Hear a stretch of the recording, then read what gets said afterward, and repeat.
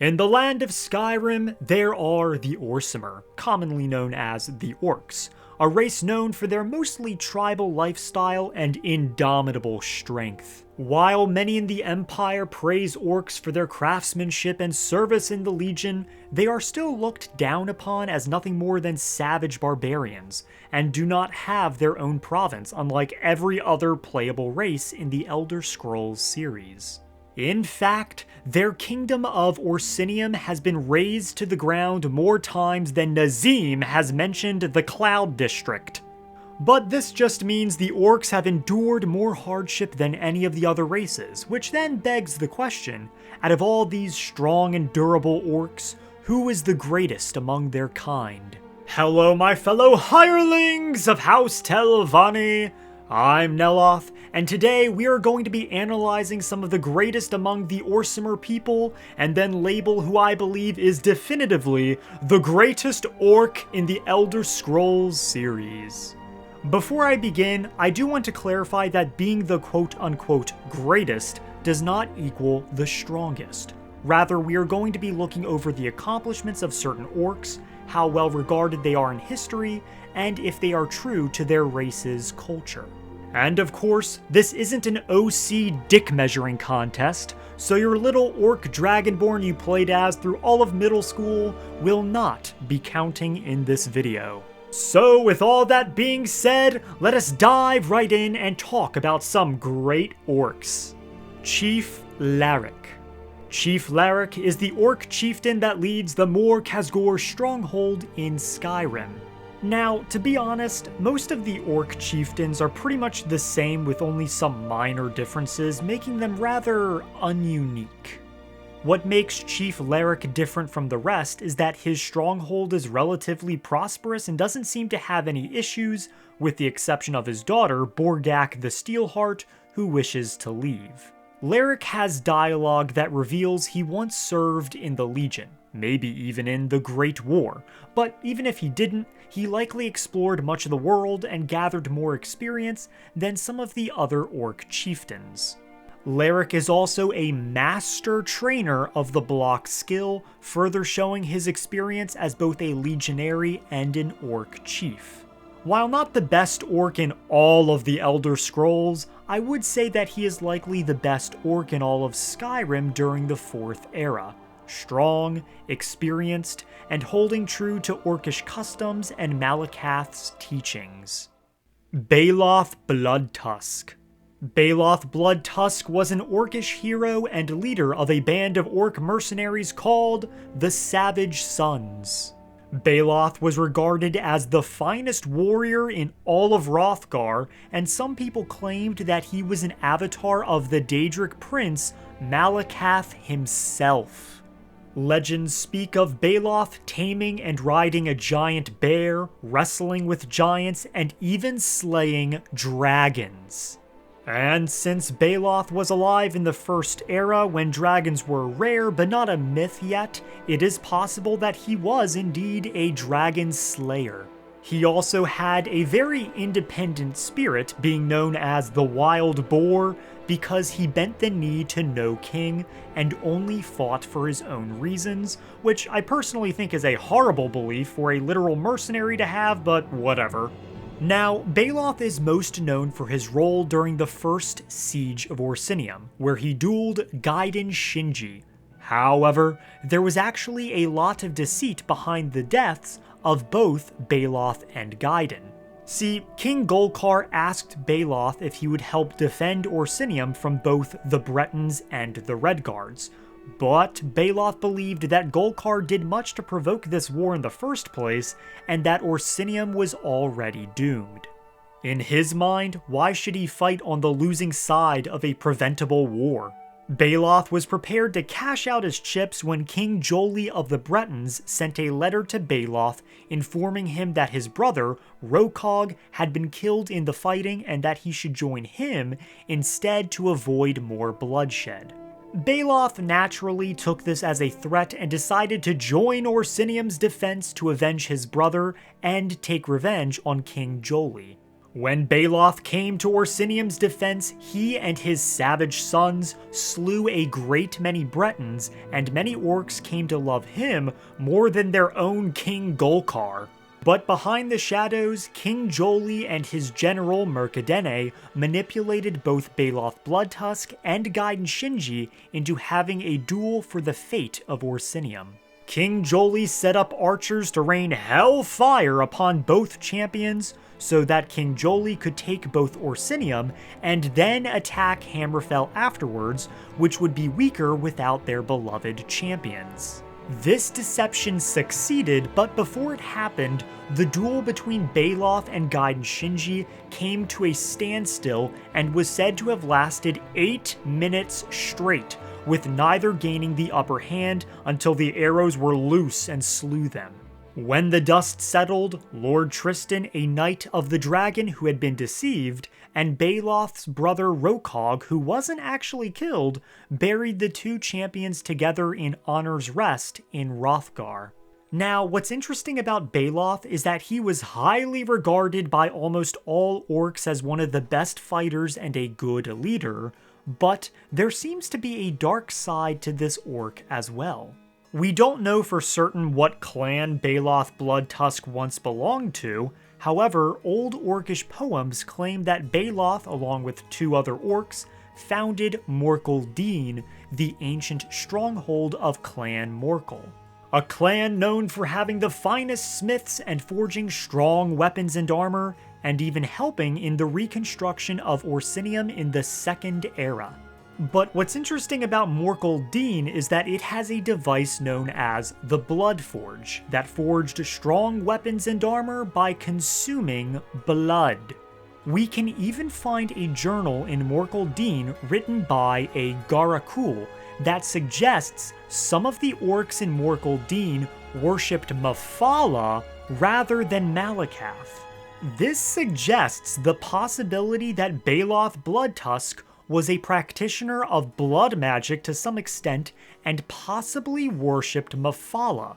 I mean, his name is literally Bloodtusk, so all this evidence fits together a little too perfectly. Still, Baloth Bloodtusk was a great orc, but because of his death from deception and his possible use of blood magic, I don't think we can consider him the greatest of all the orcs. Uzdabikh. Uzdabikh is an orcish war hero shrouded in mystery because most knowledge of this orc had faded with time. What is known is that Uzdabikh is celebrated for her efforts in the Battle of Farin Pass, as she led a warband to defend a tunnel against an army of at least 1,000 Redguards. Armed with only an axe, bow, knife, and enough ferocity to make Malakath blush, she held her ground even as her warband fell one by one. It is said that she personally slew 1,000 Redguards and held off an army until reinforcements arrived, meaning she lived to tell the tale after fighting against such overwhelming odds. Legends say that her helmet was blessed and was able to shield her from every attack aimed at her, which may be how she was able to survive, but the helmet was lost after the fight. Uzdabikh became a legendary and mythical figure well regarded by many orcs. Now, so far I have referred to Uzdabikh as a woman. However, we don't know the gender of this orc for certain, as much information is just non-existent. But the House of Orsimer Glories, an orcish museum, decided to portray her as a woman to draw in a larger crowd. Even though we don't know for certain, I say fuck it. Let's give all the women of Orsinium a win. Besides, everyone else in this video are men anyways. Uzdabikh's actions are legendary, but because we know so little about her, not even her gender, we can't reasonably say that she is the greatest of all. Gortwog gro-nagorm. King Gortwog gro-nagorm was the ruler of the orcish people in the Third Era, with dreams of seeing the orcs rise in station and be seen as equals throughout the empire, and one day have their own province like the other 9 races. Not only was Gortwog a proficient warrior that led a powerful tribe of orcs called the Manat, but he was also known as a skilled diplomat and political genius as well. See, when Gortwog established his independent kingdom, he began to gather dirt on his rivals to blackmail them so he could bolster his own political status. He also stole a letter written by Emperor Uriel Septim speaking of a totem to activate the Numidium, a powerful brass god that Tiber Septim used to conquer all of Tamriel. Gortwog sold copies of this letter to virtually everyone of notoriety in the Iliac Bay, as the conflict that would result would mean the orcs would gain more prominence and higher standing. This triggered an event known as the Warp in the West, and when the protagonist in the game Daggerfall recovered the totem of Tiber Septim, a bidding war began between all the movers and shakers. This included Gortwog, who sent a letter to the player asking for the totem and swearing that while he may have to shed blood, he vows to only use the Numidium to establish his kingdom and not to go beyond Orsinium and start conquering or plundering the rest of Tamriel. Because of something called a dragon break, everyone in the bidding war was given access to the Numidium, including Gortwog, who was able to establish Nova Orsinium as a city-state and kingdom in High Rock that was officially recognized by the Empire. The first time in Tamrielic history. However, Gortwog's rule wasn't without controversy, as he established a priesthood that worshipped Trinimac instead of Malakath, which was the traditional faith. For those that don't know, Trinimac was the most popular god in the Aldmeri pantheon, more so than Auriel, also known as Akatosh. However, my personal favorite Daedric prince, Boethia, defeated Trinimac through combat or trickery and consumed him, only to void him later, turning Trinimac into Malakath. Gortwog and his priests believed that Malakath was a demon who wanted the orcs to remain as savage outcasts forever instead of creating their own united nation. We don't know how this belief was received by other orcs, but it is likely that it created a great divide between traditional orcs and progressive orcs. What's interesting about Gortwog is that his beliefs in politics and especially faith are very similar to another orc, one that he was likely inspired by in many ways, and that orc is Kurog Gro-Orsinium. Kurog Gro-Orsinium, also known as Chief Kurog Gro-Bagrak, was the king of the orcs and of Orsinium during the events of Elder Scrolls Online in the Second Era. Kurog was raised in the stronghold of Clan Bagrak, but he was unsatisfied with his life in the clan and had ambitions to explore and fight in battles to prove himself. There was also a great deal of resentment between him and the chief of his clan, Bolazgar, who was likely his father, so Kurog wanted to get experience and knowledge before slaying him and becoming the new chieftain. He signed up with a mercenary company called Gaspard Stalkers, and he fought in skirmishes everywhere from Hammerfell to Cyrodiil and even elsewhere. Eventually, Kurog resigned from Gaspard Stalkers and made his way to High Rock, where he was introduced to King Emeric, where the two forged a strong friendship and had many similar ideals about politics and warfare. Afterwards, he returned to his clan and effortlessly slew the chieftain, becoming the new chief of Clan Bagrak. Kurog began consolidating power and had many political marriages to strengthen his bonds with the other strongholds, and after marshalling his strength, he set his sights on Skyrim, specifically Falkreath. Originally, there was an orc named Yashnag who tried to establish an orcish kingdom in Falkreath, but was killed by a jarl named Hakvild. The remnants of Yashnag's kingdom in Skyrim are likely either Cracked Tusk Keep or Bile Gulch Mine, but likely the former. Kurog's conquest was going very slow, and the Nord clans that weren't fighting him were trying to buy him out, which insulted Kurog because it meant that the Nords viewed his army as mercenaries rather than conquerors. But when all things were going south, he was given a letter from King Emeric asking for aid in King Rancer's war, and in exchange, Kurog would be given complete control of Hrothgar, support in the construction of Orsinium, prohibiting Breton and Redguard armies from entering the area to prevent more sieges like before, and allowing Kurog and the Orcs to be recognized as equals in the Daggerfall Covenant. Needless to say, Kurog accepted these terms and made his way to Daggerfall, where he was instrumental in defeating King Rancer and his armies. Now, Kurog's philosophy differed from many orcs, and he was in many ways similar to Gortwog. He respected the traditions of the orcs, but also blamed them for holding his people back. Instead of uniting and attempting to forge their own nation and province, the orcs remained isolated in their strongholds, which is why they are always looked down upon by the other races and referred to as savages and pig children. To quote Kurog himself in the Chronicles of King Kurog, "We must develop a modern society if we are ever to stand shoulder to shoulder with the other races as equals.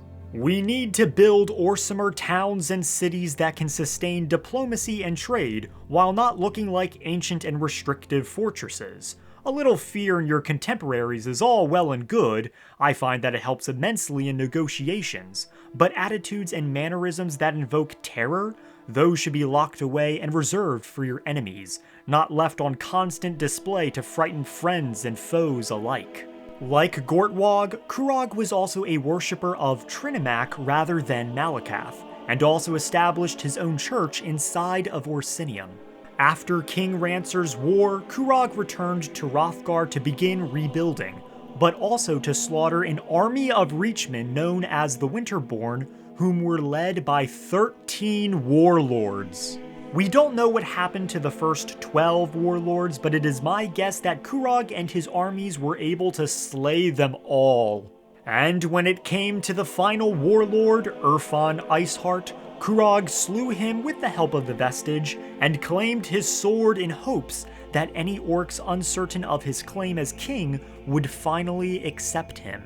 But this is where Kurog takes a dark turn. See, he believed that all orcs had to turn away from Malakath in order for his vision to come true, and anyone that refused was a rival in his eyes. Heavily influenced by his mother, Forge Mother Alga, he devised a devious plan.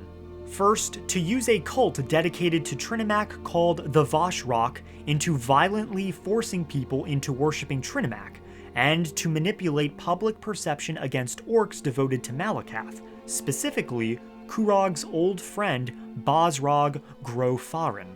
And second, to group up all the rival orc chiefs that still revered Malakath and ambush them, to slaughter them all in one fell stroke.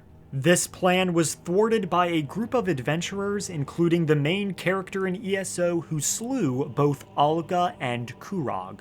Now, I really like Kurog and admire his beliefs and thoughts, and even the way he speaks on those thoughts. And even though many remember him as a great king, and an even greater orc, including myself, his deceptive means of using the Vashrock who killed and brainwashed many other orcs into following Trinimac, and attempting to slaughter orc chieftains in what I would consider a dishonorable ambush makes it hard to claim him as the greatest orc ever. Especially when you consider that Gortwog was able to do what Kurog could not. Now, before I pronounce who I believe is the greatest orc in the Elder Scrolls series, I want to give an honorable mention to Agranak Gro-Malog. Agranak Gro-Malog, also known by his title, the Grey Prince, is the Grand Champion in the Imperial City Arena. Now, becoming the Grand Champion, training every second of the day, and being able to defeat every enemy you face is all well and good, but what is more interesting about Agranak is his past. Because Agranak is unique among orcs because he has pale white skin rather than green. The reason for this lies in Agranac's lineage, as his mother was an orc, but his father was an imperial noble. Luktuv, Agranac's mother, told her son that she had an affair with his father, Lord Leviticus, and was forced to run away when a Lady Leviticus found out. This story is only half true, because in truth, there was no Lady Leviticus, and Lord Leviticus was actually a vampire. Leviticus fell in love with Luktuv, but kept his identity a secret until after she was pregnant. When he revealed himself as a spawn of Molag Bal, Luktuv was disgusted and locked him in his private quarters, then fled to the Imperial City. Agranac will send the Champion of Cyrodiil to discover the truth of his identity, as he can't because of his training regiment. But when he discovers his father is a vampire, he will become extremely depressed and yearn for death. If the Champion of Cyrodiil wishes to become the next Grand Champion and fight Agranac, he will not even fight back and just sit there as the player smacks him on the ass and chops off his head. I'll be honest, I think Agranac is overrated, and his reaction to discovering his lineage makes the final fight incredibly underwhelming, to the point where it's better to avoid the quest so becoming the Grand Champion feels a bit more rewarding. It would have been far more interesting if the Grey Prince accepted his identity and discovered some sort of half-vampiric powers, making the final fight even harder. Maybe he could change his name from the Grey Prince to the Blood Prince. That would be cool. But instead, he's just sad that his dad's a vampire. Big fucking deal. It doesn't define who you are. It's not like you're sucking blood, only spilling it in the arena. And if you really want to die, maybe don't throw your life away and just accept death, because that would not please Malakath or any of the old orcs you see wandering Skyrim. I mean, there's this little event happening on Tamriel called, the Oblivion Crisis! You know, where literal hell is walking on Earth. Why not try to close some Oblivion gates and throw yourself against hordes of Daedra? That's a pretty good fucking death if I've ever heard of one. Anyways, enough of my ranting. Agranac is very popular in the Elder Scrolls community, and while he is a good warrior, I don't think he is a great orc. But again, he is popular, so he is getting this honorable mention. And now, it is time for me to proclaim who the greatest orc in the Elder Scrolls is. He is a mythical legend among the orcs, and the first to create the idea of this Orsinium we keep hearing about. Kurog gro-igron. King Kurog gro-igron was an orcish chieftain, like most on this list, and the founder of the first ever Orsinium. During the First Era, many of the Betmer or Beast races were enslaved by the Altmer, but were eventually set free during the Cameron Dynasty, which included many orcs and possibly Kurog. These orcs settled in the mountainous region, which just happened to be the orcs' beloved Hrothgar. Almost nothing is known about Kurog's past before he established Orsinium, except that he gathered 4 different clans to work together and build the settlement that would eventually become Orsinium. The clans that helped in its construction were clans Morkel, Shatul, Tunmash, and Kurog's own clan, Igrun. Orsinium started out as just an armed camp, but was able to grow into a fully fledged city in just a few short years, one with strong walls that would endure for centuries even after the first Orsinium fell. When the Red Guards first set foot on Tamriel and were invading, many orcs were fleeing their wrath and sought Orsinium as a refuge. And Kurog welcomed them with open arms, further increasing the city's size and power. Kurog wielded a powerful magical artifact that aided in the construction of his city, called the Armlet of Kurog, genius naming, which allowed him to tame the wilderness and likely make it more habitable for the orcs. Not only did Kurog single-handedly tame the savage wilderness, but he also tamed a mighty snow bear named Coldwind, but treated the bear not as a master but as an equal. However, there is also information that states that when Kurog tamed Coldwind, he was able to control all of the bears in the area and bend them to his will. When Coldwind died, Torg constructed a great tomb in her honor and even prayed to Malakath to summon Daedra to protect her. On a side note, while Torg is mostly depicted wielding dual axes, stories suggest that he adored bows and was exceptionally proficient in them and in hunting, his hunting skills likely contributing to his mastery at taming bears. When Torg was close to death and began construction on his tomb, he wanted to be buried at the top of a dangerously cold mountain known as Sorrow. Tradition states that the higher you are buried on the mountain, the greater the prestige. And Turog wanted all that Call of Duty max prestige. In Legends, Torg sacrificed 7 clans to build his tomb, but was pissed when the tomb was built too low to the mountain. Right before his death, Torg said fuck it and climbed to the very top of the mountain where he died, being given the highest of prestige. Now, when Orsinium was being built, Torg had views very similar to Kurog and Gortwog, as he wanted Orsinium to be more than a settlement but a bastion of orc life, symbolizing civilization and prosperity. Because of this, he also became a bit of a lawmaker and created a document known as the First Charter. This charter created a set of rights and privileges that defined the organization of the city and preserved what he thought was most important about orc life. Torg is the greatest orc because so many orcs revered him after death, with many orcish arms and armor bearing his symbols and likeness, and endless stories of him being recorded in his very own Edda, or a collection of narrative poems. Not only that, but his dream of Orsinium carried long after his death and prevailed even after Orsinium had been destroyed on numerous occasions. I mean, hell, 2 of the orcs on this list, Kurog and Gortwog, truly seem to revere him and wish to see his dream come to fruition. Even after Torg had been dead for literal thousands of years, Gortwog in the Third Era erected numerous iron statues in his honor. Baloth may be the better fighter, Gortwog the better strategist, and Kurog the better visionary, but Torg laid the foundation of orc society, laws, art, and culture, and became a symbol of what all orcs aspire to be. Which is why I genuinely believe that out of all the orcs in Tamriel, Torg is truly the greatest of them all, and worthy to have this honor in this very video. And that is all I wrote. A video where I discuss some of the greatest orcs and then proclaim who I believe is the greatest of them all.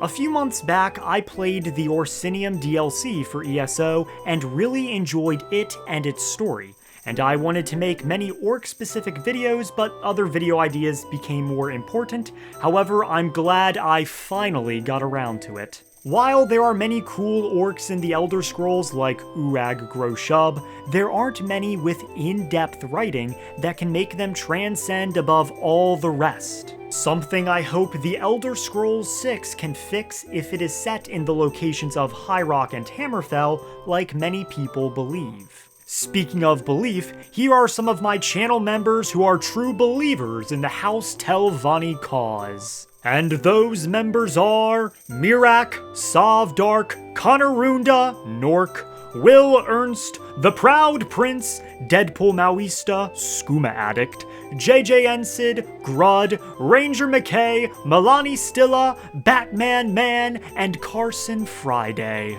And if you would like to see my videos earlier by either 24 hours or even 3 days, then consider becoming a member. All members get early access, and Oathman and Mouths will get shoutouts at the beginning or end of almost every video. So with all that being said, make sure to like the like button, like the subscribe button, and like the bell notification down below to be updated on future videos. And I will see you whenever the fuck I decide to upload again. House Telvanni! be with you.